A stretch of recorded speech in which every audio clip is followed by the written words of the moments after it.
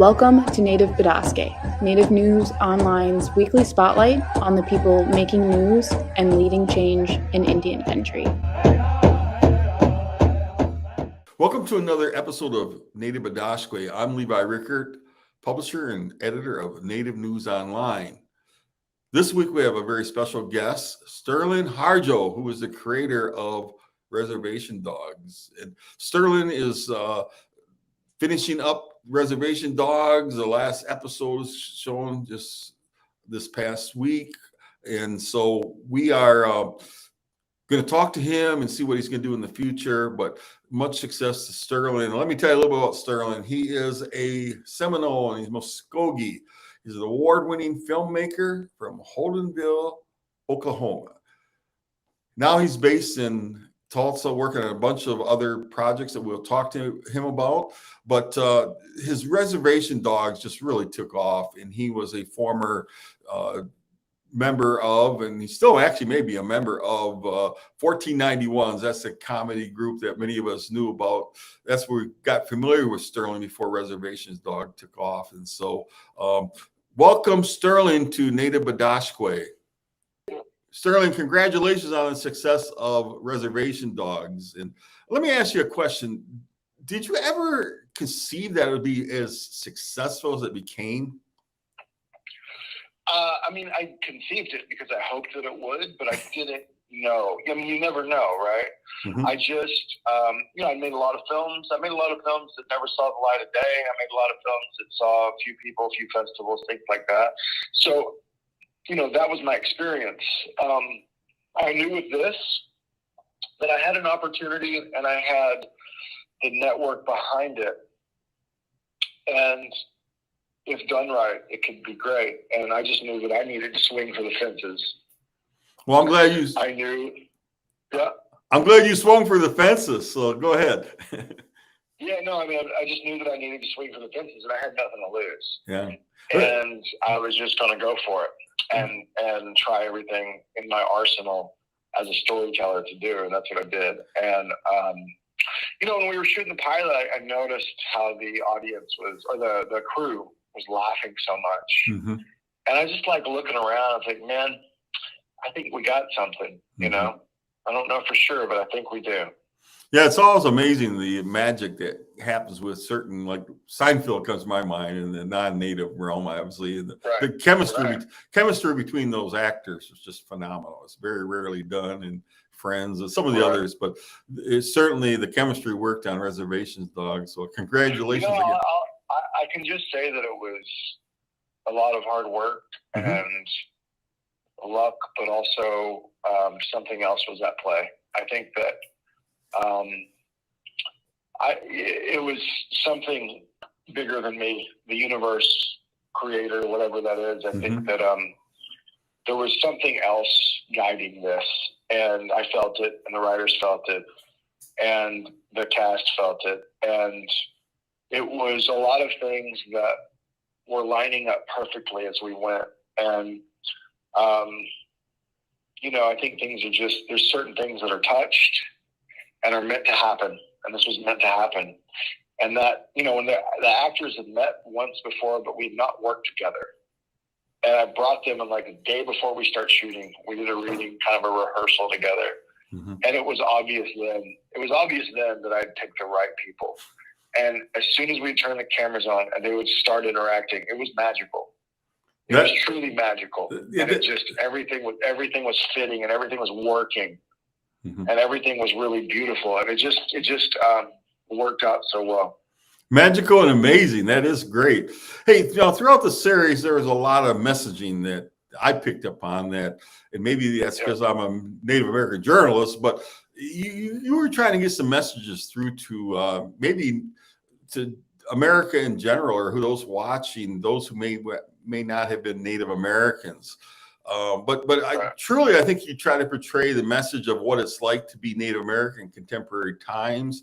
Is there one message that really sticks out in your mind, Sterlin, that was important for non-natives to know about us?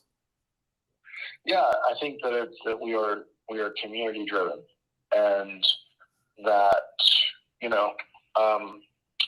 we take care of each other, and we are, we hold community very high in our culture. And, that's how we teach. That's how we learn. That's how we grieve. It's how we live. And that's so important. And I think that, whenever you hear a Native person say, I felt uncomfortable, I was surrounded by white people, I think that that's not because of the color of their skin or anything. It's just that non-natives don't understand how community driven we are. And we don't understand if something doesn't feel community driven. And it's foreign to us. And I think that letting non-natives understand how important community is to us, I think that in turn will help them be educated on how we live and vice versa. And I think that it would be a very positive thing. Yeah, I was also very impressed with when you talk about community driven, how you try to incorporate so much of the community. I mean, it could be the Native American art in the background of the set. And I really appreciate that. It's just, that goes a long way in Indian country, and certainly I like when I go travel, I like to stay in the Indian casinos and eat in the restaurants that are owned by tribal communities. It's just keeping that money flowing, right? And but I really like that. And I appreciate that. Yeah, that was one of the coolest things that I don't think a lot of people pick up on is that we really did all Native artists from across the country were being incorporated into the show and being into the fabric of the show, and lots of Native crew members, people really cared and were really making sure we were supporting community and really keeping, it's easy to copy something, but like we wanted to honor all of those artists in our community and make sure that they also benefited from this show. And, it was a beautiful thing. It was really, really, really beautiful. Yeah. And I liked how authentic some of the props were. So they weren't the fake. You didn't have to go down to Target and get that and say, let's make this look native. They were real. It was a real thing. So that's really cool. So yeah. Hey, there seems to be, and I've heard tribal leaders talk about it and other people in the arts talk about, there seems to be a moment for Native Americans right now in the arts, and especially with Deb Holland and where she is in Washington at the Department of the Interior. Talk about that. And how do you keep the momentum going for that moment that Native American actors and producers, writers can really achieve some great success during this moment? And how do you keep that moment going? I think that I think it's already going, and I don't think it's going to stop. I mean, I think there has been a renaissance in Native and Indian country. I think that the cat's out of the bag, and I think that it was time for me to move to the side and let some of these other artists also develop their shows and get those shows out there. There's also shows that I'm producing with friends of mine that you'll recognize from being creators on the show. I'm producing shows for people. I mean, it's not stopping. Okay. It's happening. It's already, the train has left the station, and and there's a lot of people that jumped on board, and we're going to keep doing it. Yeah, that was a fear, I believe, once we heard that this is the last season of Reservation Dogs, that this train is going to slow down now. But what you're telling me, Sterlin, is it's going to keep going. And tell us some of the projects, if you can talk about them. Please tell us. Yeah, I mean, I have a project with Janice Goulet. She directed Mabel season 2. She also directed the first episode of this season, and an episode she directed the Deer Lady episode. And the project that we're doing, I won't go too deeply into it, but it does have to do with boarding schools. And it's a really powerful episode show. And I think that us doing that Deer Lady episode together was kind of us like a pilot for what we're doing, just to see how we could tell that story respectfully and bring an audience with us, you know. And I think that I'm really excited for that show. It's really powerful. Well, I'm excited for you because it is one of those stories of American history, not American Indian history, but American history, albeit dark chapter in American history, the Indian boarding schools. We at Native News Online have done over 200 stories about that. And it just resonates, and those stories have to be told. So kudos to you for that. That's wonderful. Thank you. Yeah, I'm very looking forward to that show. And I know we have limited time. I have a show with Ethan Hawke, who's in season 3.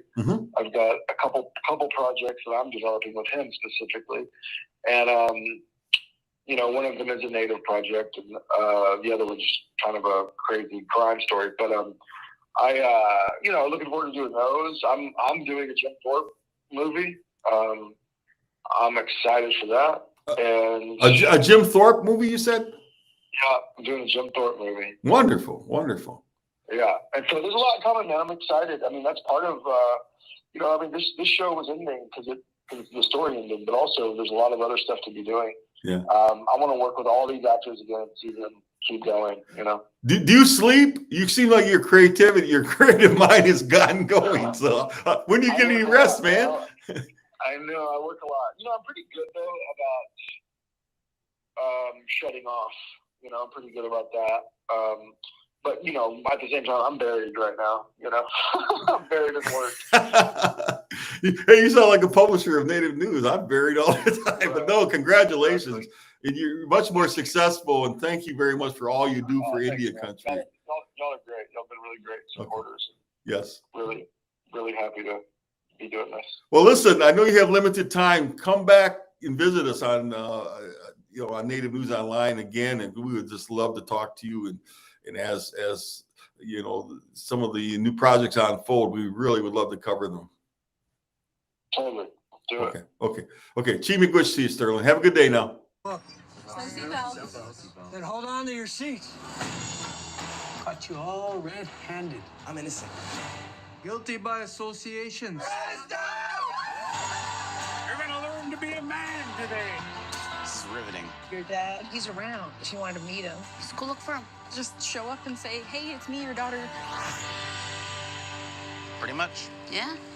FX's Reservation Dogs, now streaming only on Hulu.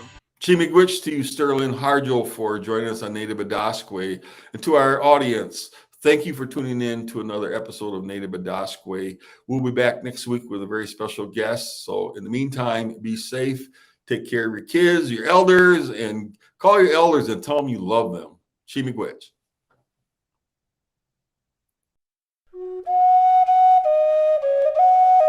If you appreciate what we do here at Native News Online, we invite you to donate to support our continued work covering Indian country. You can scan this code with your smartphone or go to the link located below this video to donate today. We greatly appreciate your support. Please be sure to subscribe to our YouTube channel and follow us on Twitter, Facebook, and Instagram. And be sure to scan this code or go to the link below to subscribe to our newsletter. Thank you for joining us today, and please be sure to join us again next week for another episode of Native Bidaské. Chi miigwech.